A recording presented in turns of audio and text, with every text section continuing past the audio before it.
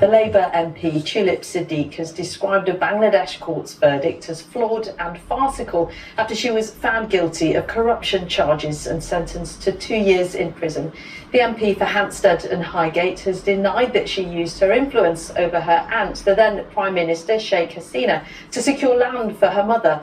Ms Siddiq said the outcome of what she called a kangaroo court was as predictable as it was unjustified. Arunade Mukherjee reports from Dhaka. Tulip Siddiq was convicted of using her power and influence over her aunt Sheikh Hasina, the former Prime Minister of Bangladesh, to obtain a plot of land for her mother on the outskirts of Dhaka. The trial involving Siddiq, who resigned as a Treasury Minister in January this year over ties to her aunt, has played out in Dhaka since August.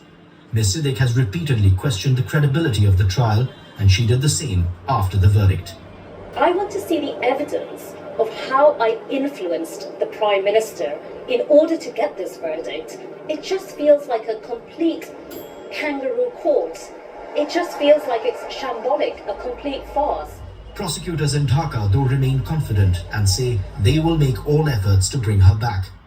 We communicate under our Bangladeshi law with British government.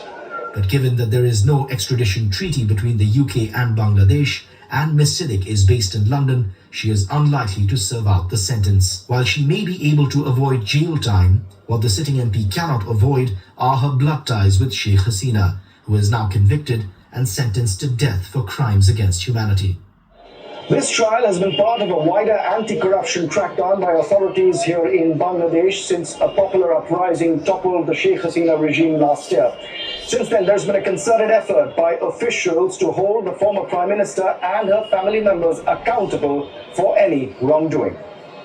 Ms Siddiq had resigned as minister in the face of the allegations last year, saying she didn't want it to be a distraction for the government. She and Prime Minister Sir Keir Starmer were both elected MPs from neighbouring constituencies for the first time in 2015 and have enjoyed a close working relationship. But this verdict is not the end of her legal hurdles. The MP from Hampstead and Highgate continues to face a number of outstanding charges in Bangladesh, all of